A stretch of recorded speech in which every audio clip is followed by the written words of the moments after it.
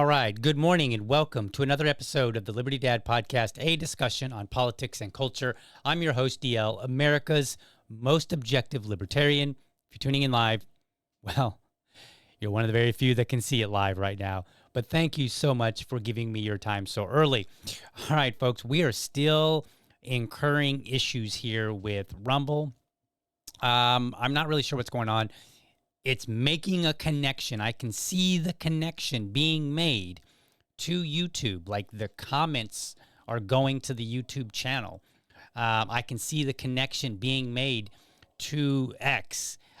So the only thing I can think of is that maybe I need to go through and cut those connections and then reconnect them. And perhaps that will fix it. So I will work on that. If you're watching this and you're not watching it on if you're watching it on YouTube, if you're watching it on X, you're watching it later. So I do apologize for that. But stay with me, folks. We'll get this all worked out at some point. So we'll figure out what's going on.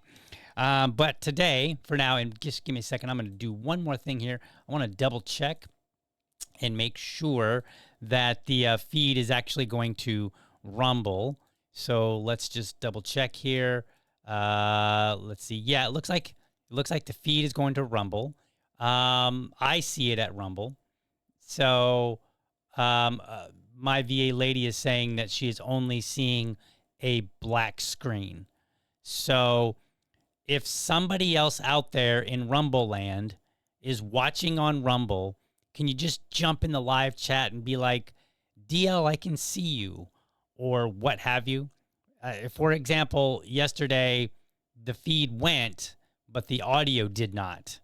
And so I was a little bit perturbed by that. So just let me know that that you can see the video, you can see the audio. Please, if somebody is watching on Rumble, throw that in the chat. So that would be great.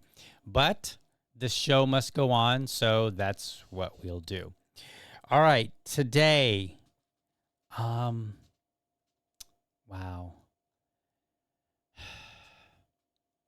Yesterday was a horribly sad day in America. An assassin killed Charlie Kirk, founder of TPUSA, probably one of America's nicest and sharpest conservatives, who was willing to sit down and have an amicable conversation with anyone. I mean, there's video after video after video of him sitting down, having conversations with people that disagreed with him, that strongly disagreed with him. So, and he was a major, like a lot of people looked up to him. A lot of people followed him. He had a huge impact, a positive impact on American politics. And just like that, he's gone. And it's a tragedy, more importantly, for his family. There's a woman without a husband now. There's 2 children without a dad. I choked up yesterday when I saw a video. I think it was from Fox News or something, like, not from Fox News, but it was like somebody's camera video of he was getting ready to go live on Fox News, and his daughter ran up to give him a hug while he was sitting on the chair or whatever. And it just kind of tore me up a little bit, because I was like, man, as a dad, I look at that and I go, wow, these kids, there was a time when those kids hugged their daddy, and that would be their last one. It's really sad. It's very horrible. Now, I will tell you, I did not know Charlie Kirk. I've never met him. Never even been in the same room with him. Not on purpose, just hadn't happened yet. And I didn't follow him particularly well. I knew who he was, and I've seen some of his videos, and I've challenged some of his ideas, because I don't always agree with him, and that's okay. But the thing that I liked about him, and it's part of the brand of this show is that he was willing to have a conversation with anyone. And this is something that I have preached repeatedly over and over and over.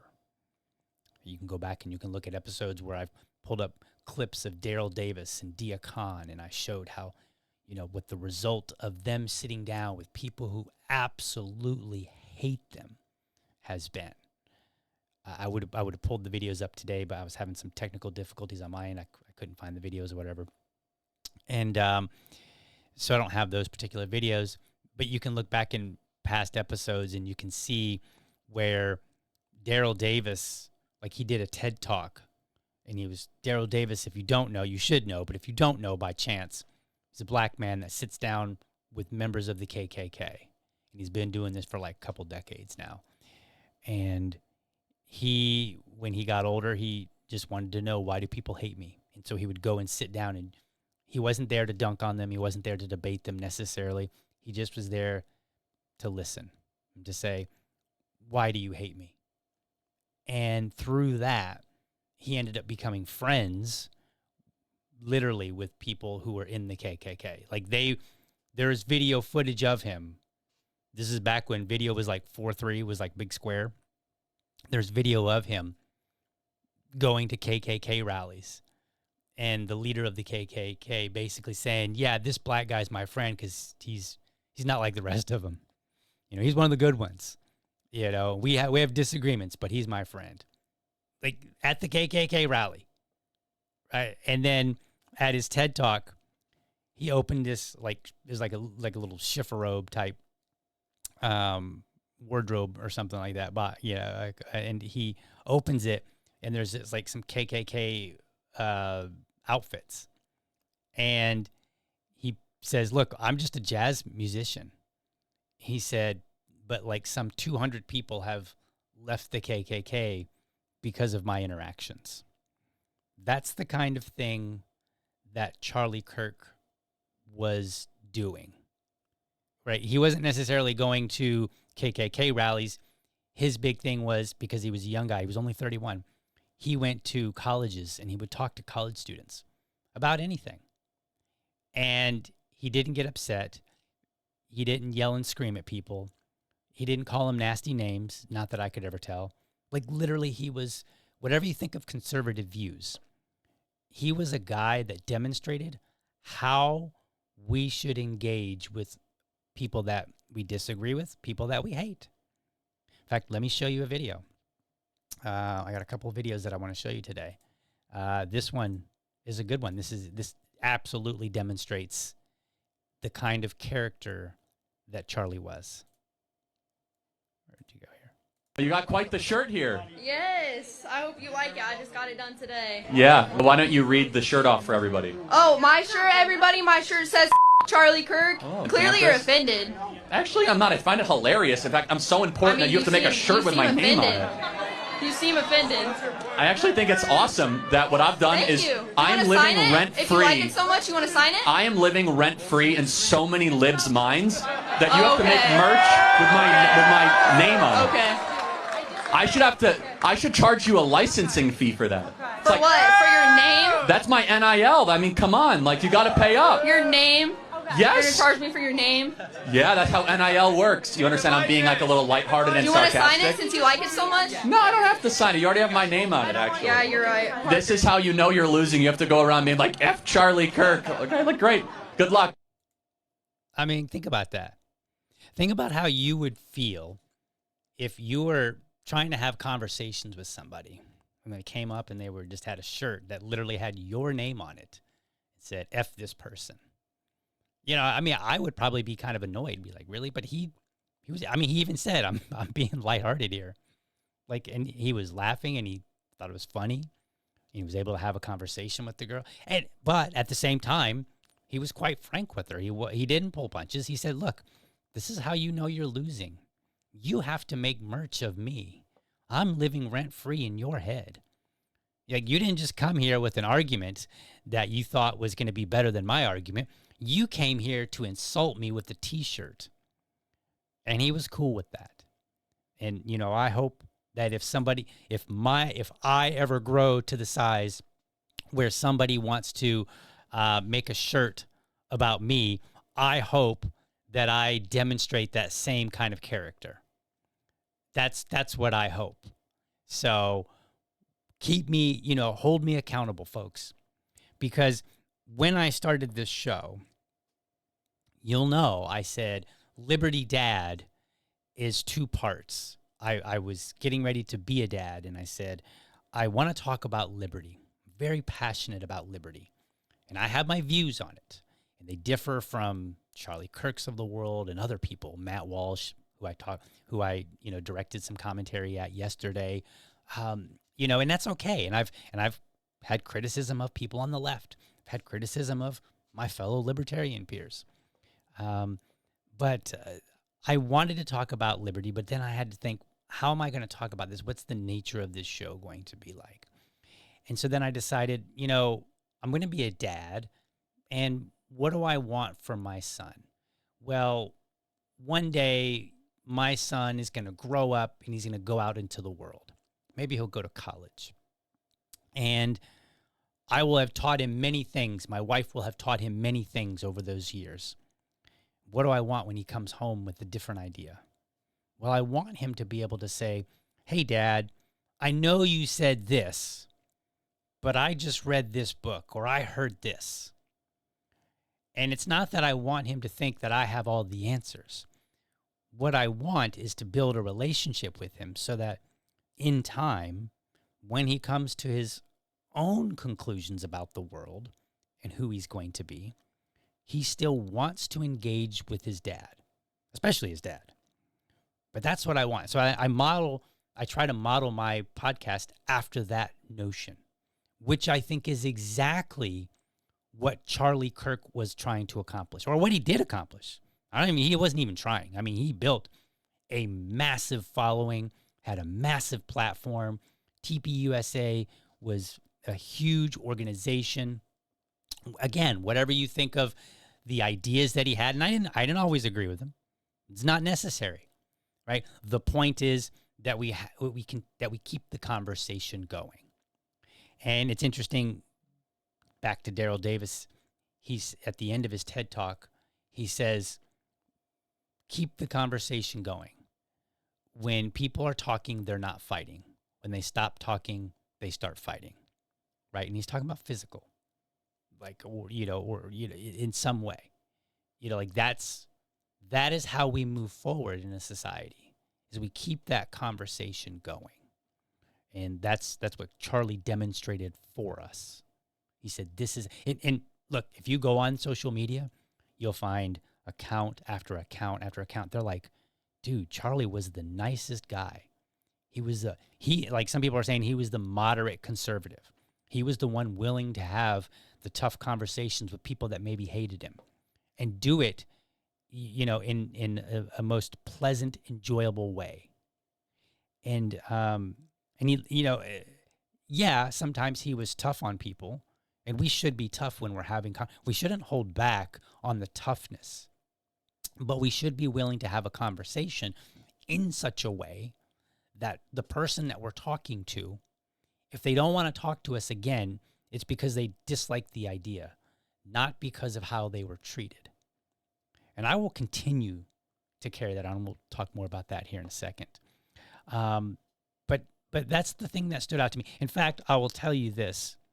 I didn't follow Charlie very closely, but you might remember back one of my episodes that Dave Smith went and debated Josh Hammer at TPUSA. Now, TPUSA is conservative, heavily conservative. Dave Smith, people like me, were very libertarian. He gave Dave Smith a platform to present his ideas against somebody who was more aligned with TPUSA, Josh Hammer. And what really struck me about this conversation, about this debate, was that Charlie worked so hard to keep it civil. He worked so hard to ensure that he brought Dave on, who has views that are contrary to what you normally see at TPUSA, and he made sure to, like, you can go back and watch, and he will say, all right, let me just see if I can clarify what you're saying, Dave, and make sure that we're all on the same page. Like, he did that multiple times. He wanted honest, fair debate. I like that. That's commendable. And I want to carry that on. Let me show you another video here. Where is this? There we go. Let me show you this second video. So this one, he's asked, why does he do this? And there's two videos kind of along the same line. So let me show you this. I got a question. Sure. What was your name again? I'm sorry. I don't think I told you. My name's Mercury. Nice to meet you. Why are you here? Okay, I've been asked that question a lot. First of all, that question should not even have to be asked, but when people stop talking, really bad stuff starts. When marriages stop talking, divorce happens. When civilizations stop talking, civil war ensues. When you stop having a human connection with someone you disagree with, it becomes a lot easier to want to commit violence against that group. What we as a culture have to get back to is being able to have reasonable disagreement where violence is not an option. You think that's not emotional violence? How is this, what is emotional violence, by the way? All right, so I want to just know, or just point, I want to point out, up until this point, he's like, look, we got to have conversation. That's why I do this, right? Because if we're not talking, bad things happen. And so then this woman challenges him. She's like, yeah, but what you just said is emotional violence. Okay? And just listen to how he responds. I don't know what that is. It is harm intentionally perpetrated on another human being that is intentionally targeted at their emotional well-being. Okay, so feelings mean nothing to me. Isn't why we had the First Amendment to try to push our boundaries and to hear things that might make you mildly uncomfortable? This doesn't make me mildly uncomfortable. Does it make you very uncomfortable? It makes me angry. Okay. Do you notice what he did there, though? He didn't say, okay, well, I'm sorry. I don't mean to hurt your feelings. He said, yeah, feelings don't matter. Why did he say that? Because feelings lie. I've told you before, there are times where maybe I'm so mad I just want to punch somebody. Right? I mean, not so much these days. I'm a little more chill. But, and then a few minutes later, maybe I don't want to punch him anymore. Right? Because your feelings they're inconsistent. They're unreliable. So you can't go by your feelings. Yeah, something might make you angry. Right? Yeah, I talked about it yesterday on my show where I was responding to a friend of mine, Dave, and I said, hey, look, yeah, I'm willing to say something uncomfortable if it gets your attention. Right? We have to be that way sometimes. So Charlie Kirk simultaneously demonstrated that we can have conversations, but we can also stand our ground and say, no, I'm not going to apologize for my perspective. I'm going to keep it respectable, right? I'm going to hear you out.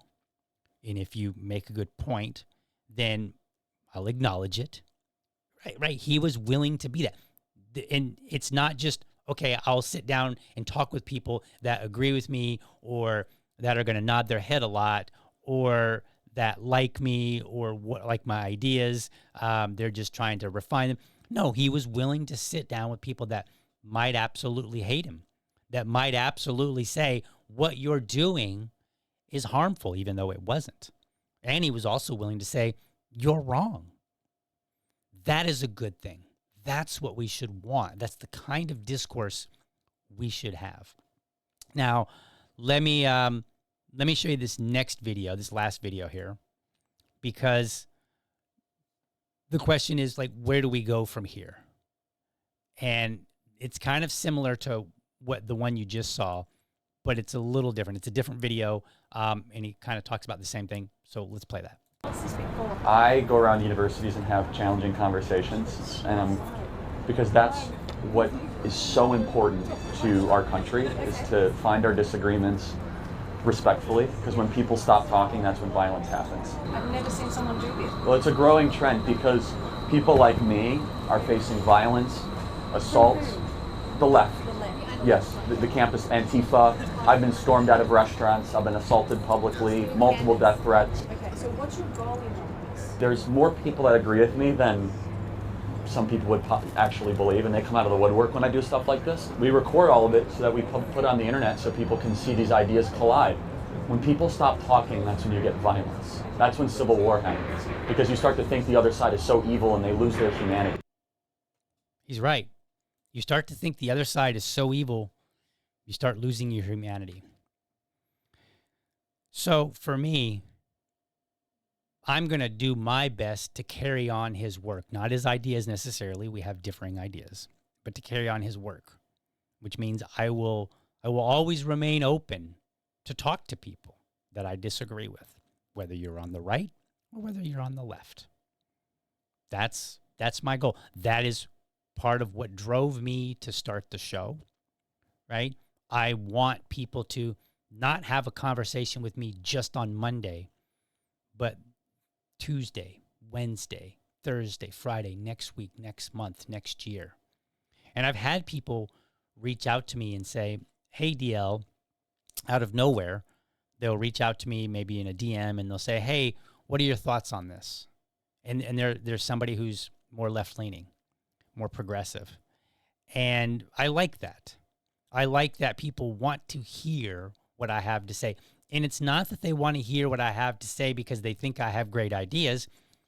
They want to hear it because, one, I've treated them well. And two, I've spent the time to think about how can I communicate this to this person in a way that makes sense to them. That is what I have done, which is very much in line with what Charlie Kirk has accomplished, or what he did accomplish. And so for me, I look at this and I say, where do we go from here? The best thing that we can do to honor his memory for those of us who are in the public sphere is to do our part to carry on the legacy of what he built. He said, when we stop talking, we start fighting. Well, I'm not looking to fight people. Now, I think we should be vigilant and prepared if necessary, but I'm not looking for a fight. I'm looking for a conversation. I'm looking for, maybe even a debate. But what I always tell my friends, I say, look, I will talk with you about any topic. There's no topic that's off limits. But I have one rule. When we're done, we need to be able to go out and have a beer together or a drink or whatever. And I've always kept that with my friends because I'm okay with disagreeing with my friends. And we'll joke with each other when my buddies come over and I'll say, it's okay for you to be wrong. And they'll say that to me and, we'll have a laugh and then we'll have a cigar and, a drink or whatever. And that's the point. The point is that we have conversations and I think about what they say and they think about what I say. And then we try to, not dunk on each other, but we try to come up and say, all right, what is it that this person needs to hear? How is it that they need to hear it? Such that they will consider my position, right? Now, Charlie Kirk also points out that there are a lot of people that actually agree with him that tend to be kind of quiet. And when he did those things, those people would come out of the shadows and say, well, yeah, I kind of agree with you. Maybe not on everything. Maybe they agree with him on a particular topic and maybe disagree on another one. But when people do what Charlie Kirk did, we break down barriers. We bring people out of the shadows, right? That's how we honor him, by carrying his legacy forward. I've seen people online and they're like, I'm done with this, no quarter, blah, blah, blah. And look, I'm not going to spend my time policing everybody else and saying I'm just going to tell you what I'm going to do. I'm going to continue on doing what I have been doing.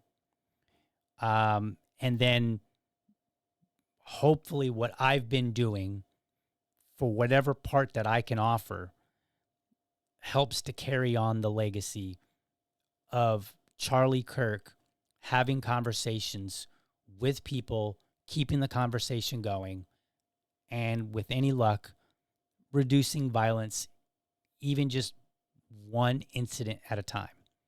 And the catch is, you don't know what violence you may have stopped by having a conversation with somebody. You just don't know. And so I want to honor him. I want to continue doing what I've built around my brand. And, but at the same time, if somebody does engage in violence, they need to be punished. They need to face the consequences. So I'm not suggesting that we suddenly become compassionate. Charlie's killer, who is, to my knowledge, still at large, needs to be found and brought to justice. They need, or he or she, they need to be brought to justice, have due process.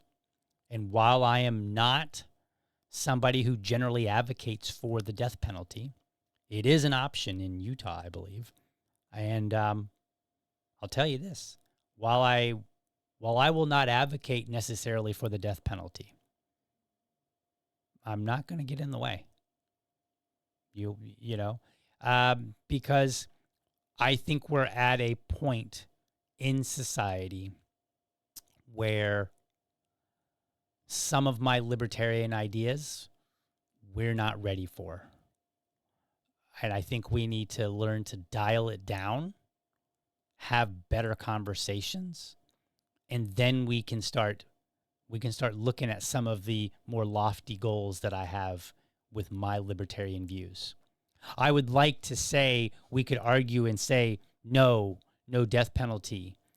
But honestly, there's so many tragedies. I mean, I just talked about this yesterday. You've got Irina Zarutska, you've got Charlie Kirk, innocent people, right? He didn't harm anybody. He didn't threaten anybody. He just simply spoke his views. In America, you should be able to speak your view, however good it is, however vile it is, based on whoever is perceiving it. You should be able to speak your views without fear of violence. You should be able to ride a train going from work or to work or anywhere without experiencing violence. All the black women that I mentioned yesterday, whose names you don't necessarily see in the media, that aren't getting a lot of attention, right? Those names, those individuals, they should be able, like one of them, she was walking her children to school and was shot. Like, that's horrible, right? And that had nothing to do, to my knowledge, with a breakdown of communication. But these kind of things, they happen too often for whatever reason, whether it's political violence, whether it's personal violence, whether it's just random violence and somebody was an innocent bystander, they weren't they weren't necessarily the target. Whatever the case, it's hard right now as a libertarian to push for and say things like, hey, we should take the death penalty off the table. It's very difficult. And I think one of the ways that we can get there is by continuing to have conversations with people that we disagree with. And I will tell people, in most circumstances, I oppose the death penalty. When it comes to harm against children, that's where I kind of draw the line. But, I'm reminded, and I don't mean to make light of this by using a movie reference, but in the first, I believe it was the first Batman Returns, they're on the train, and the train is getting ready to crash. And Ra's al Ghul tells Batman, he's like, you never were willing to do what needed to be done. In other words, he was like, you're always one willing to kill somebody. And Batman said, I'm not going to kill you, but I don't have to save you either.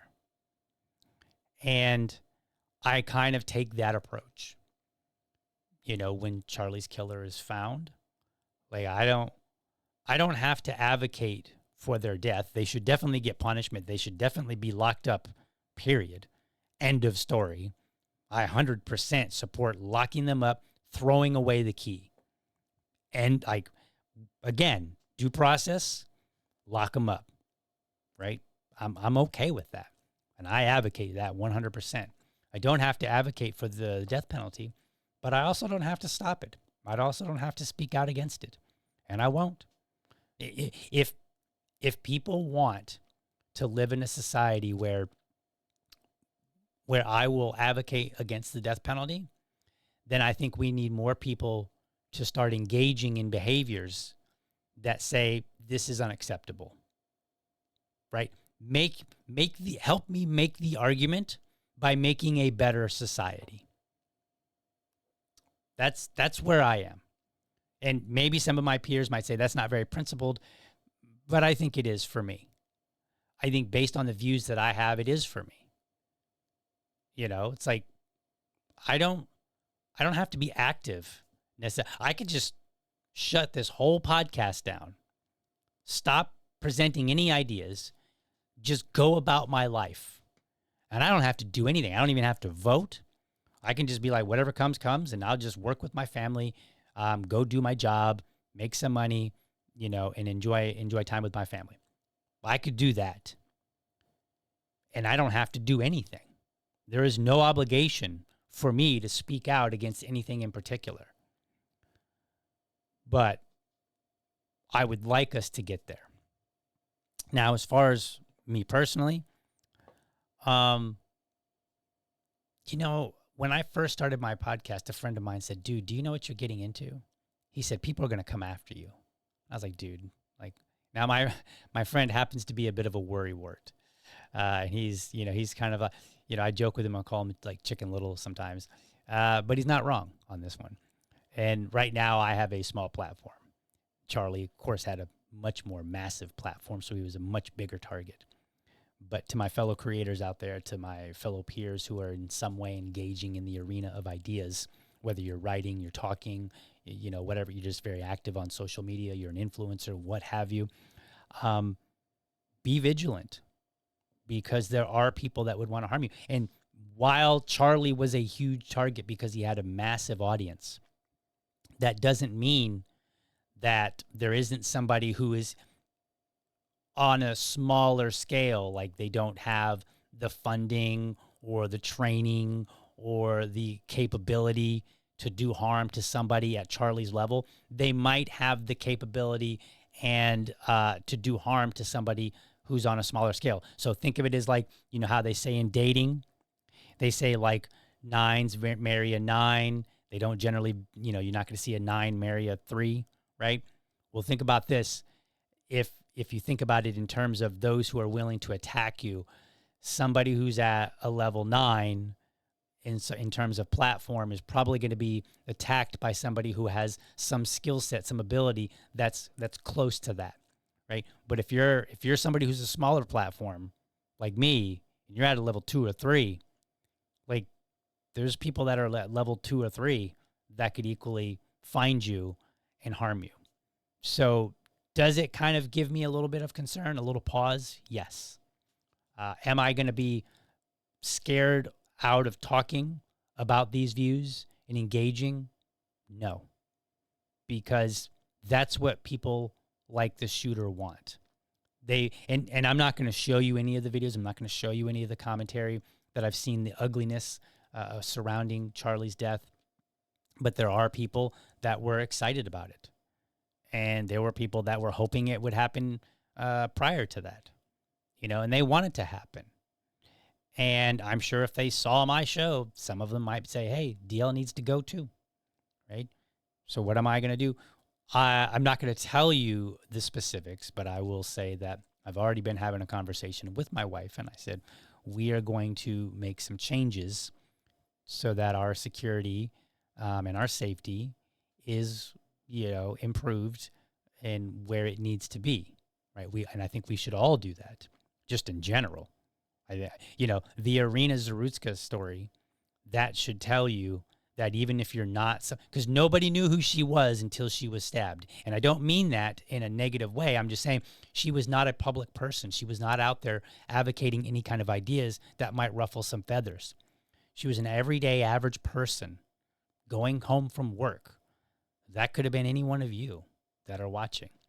And so I think it's worth everybody being diligent. If you don't have a firearm, get one. If you haven't been training lately, go train. If you haven't, you know, brushed up on first aid, do so, right? Do the things that are appropriate for you to keep yourself safe. And periodically take a look and say, where have I been complacent? Or where can I improve? And I'm going to be doing the same thing with my own family and say, all right, where have maybe we got a little complacent? Where do we need to improve? Right? Those are the things that I will be doing, because it can be a scary world. And there are people that are willing to harm you for one reason or another. Maybe it's a political reason. Maybe it's just a random attack. Perhaps the person is, mentally ill, and, there's no particular reason that they want to harm you. They're mentally ill and they've got some weird thoughts in their head. You don't know. So keep yourself safe, folks. Evaluate the things that you're doing that are appropriate for you. That don't go around being afraid. This is not fear mongering. This is just saying, do due diligence with your safety. Review it. And perhaps you need to change some things. Maybe you're already there and you're already very vigilant about it. That's great. Then communicate to others how they can be vigilant. You don't have to necessarily tell all your secrets, but communicate to other people. Because I think it's going to get a lot worse. As a lot of people pointed out, they said, you kill the moderate guy, you're not going to like who comes after. And I think the rhetoric that we're starting to see is rhetoric that's going to really ramp it up. Now, a lot of people are calling for, it's a mix. You've got some people that are like, hey, we got to quell the violence. And other people are like, no, we're done with this, right? And what does that mean? Are they going to necessarily commit violence? Maybe some people out there will want to commit violence, in defense, if you will, of Charlie Kirk, or maybe they'll want to kind of like shoot first before they get shot. I think there are people out there on the left and the right who are willing to do evil. But for me, I'm going to continue doing what I have been doing, maintaining my dignity and saying, like, I am open to debate on anything. But I'm just going to be vigilant and recognize that some people may not like it, no matter how nice it is. Charlie's death has shown us that you could be an actual nice person, an actual person who wants to sit down and have an honest debate, and somebody will kill you for it anyway. Or other somebodies will revel in it. They'll laugh, they'll dance, they'll sing, they'll do all this crazy stuff, right? There are people like that. And so we have to stay vigilant. I want to show you one last thing here. This comes from Hotep Jesus. He said, the next season of America is going to be ugly. Don't be part of it. Stay classy. Protect your energy. That is what I intend to do. I intend to continue, being as classy as possible. Sometimes I get a little fiery, but I want to be classy. I'm not going to be, I'm not going to turn mean now because of this. I refuse to. I want my energy to be the energy that I've been carrying, the energy that I think Charlie would want me to carry. That's what I'm going to do, because I believe it's going to be ugly for a while. How ugly, I can't say. I'm not going to speculate. But I think the best thing that we can do is protect ourselves and do our best to build the world that we want. And how's that saying go? Be the change you want to see in the world.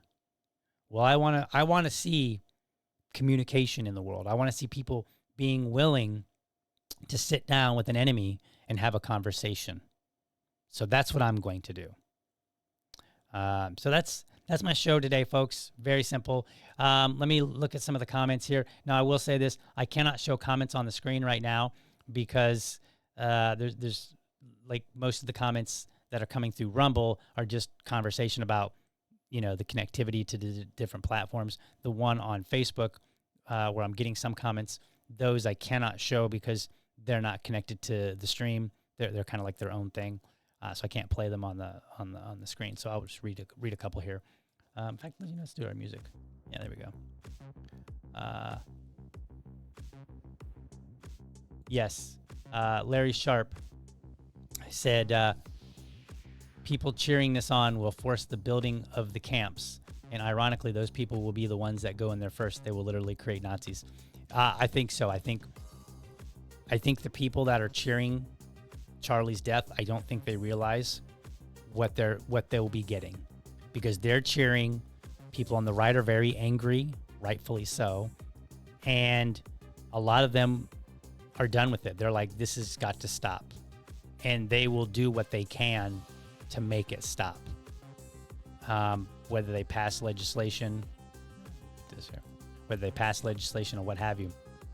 And I think it's going to get bad, because they will start by punishing people they dislike. And then when the left has power again, when you have your next Biden or Kamala or whomever, that precedent will be set.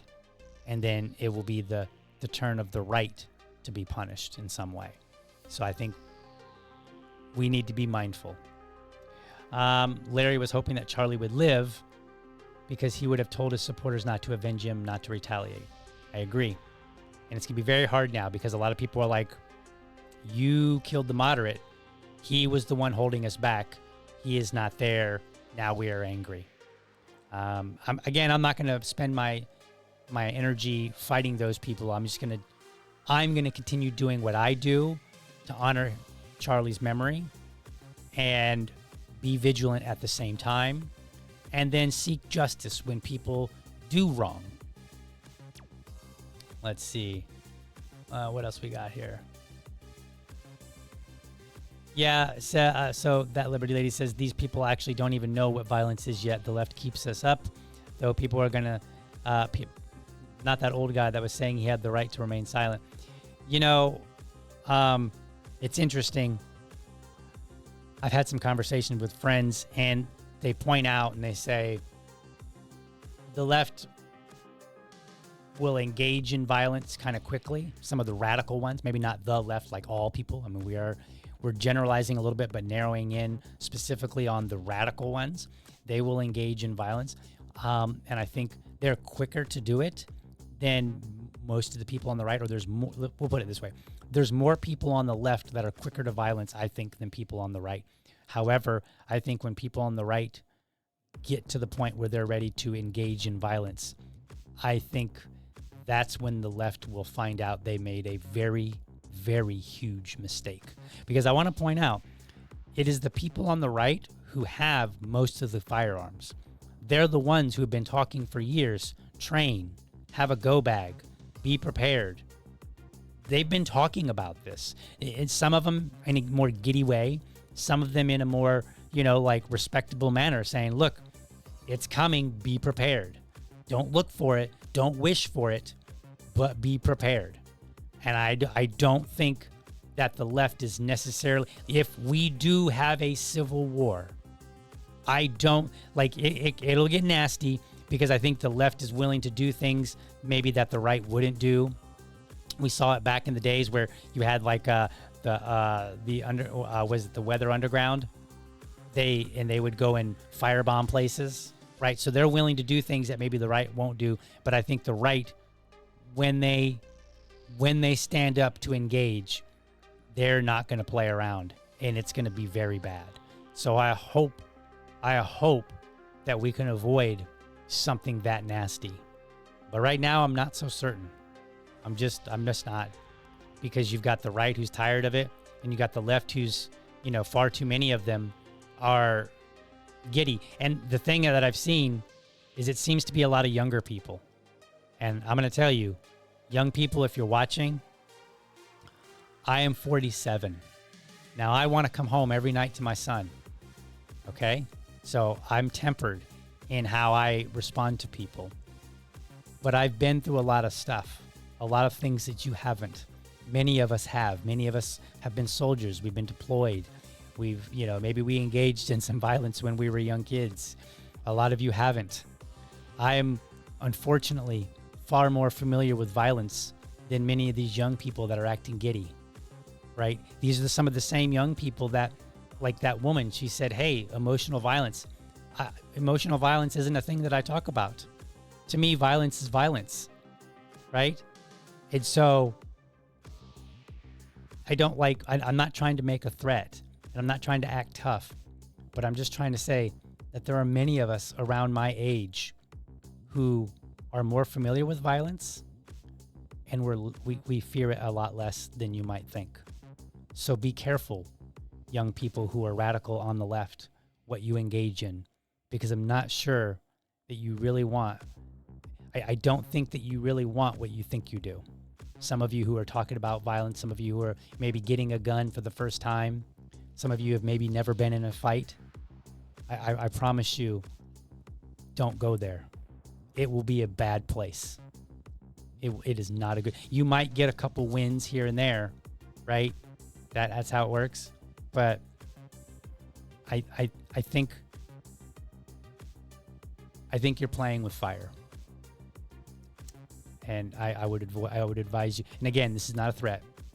I'm just telling you my perspective as somebody my age, right? I have a family, a wife and a beautiful wife and a beautiful son, my mother-in-law. It's like let me kind of quote from Dr. Dre of all places. Rap songs were full of tough language, but he made an interesting point in a song a long time ago. He said, I got a family. I'm not going to quote it very well, but he said basically in his song, he's like, I got a lot more to lose than you. And I do. Like, if you're a young person and you're talking violence and you don't have a family and you're coming after me, or you're going to try to harm my family or threaten them, I have more to lose than you. And when people have more to lose, they can be a lot more vicious. So with any luck, things will take a positive turn. Right now, it's the aftermath. People are angry. They're very emotional online. The left and the right. The left being foolishly excited. The right, in my opinion, being foolishly done with it, if you will, and ready to go harder. But yeah, be warned. Let's see. Yes. Since we're talking about firearms, did Liberty Dad hear the court ruling that it's unconstitutional to not be able to open carry in Florida? I did. I haven't dug into it yet. And maybe I'll talk about that Monday. But yeah, that's good news. I as an Second Amendment absolutist, if you want to open carry, if you want to conceal carry, if you want to, like I said yesterday, if you want to carry a knife, a gun, a bat, a rifle, go right ahead. Like, I have no issue with that. I support it. So we will see how that plays out. But yeah, I did see that, and I'll be talking about it. I'll put it on the schedule. I'll talk about it Monday. So what else we got coming up? Reminder, September 22nd, I will be on the Larry Sharp Show talking with Ben Weir. We're going to talk about borders. He is more of a closed border guy, more of an Ellis Island guy. So that'll be a fun conversation. Might be a debate. I don't know. There may be a third person joining. We'll see. I'm not going to spill the cat out of the bag just yet. We'll see what happens. And other news, what else do we got? Let's see. Well, there are some good things that I'm looking at with the show. Some positive conversations that are being had. There are some things that I'm still planning to do. So what I want to tell you is stay tuned, folks, because despite all the threats out there, despite the concerns, I am continuing to push ahead with this show. And I want to make this show the best libertarian show out there. And I'm going to be working hard to do that. But for now, I'm going to get on out of here, and I got to load these shows up to YouTube and to X, and then we'll see if the audio went through on Rumble or if I have to do that too, and then I'll be working to fix them. But for now, I will see you guys tomorrow. Thank you so much for joining me, and for now, I'm out. Stay safe. Guard your liberty.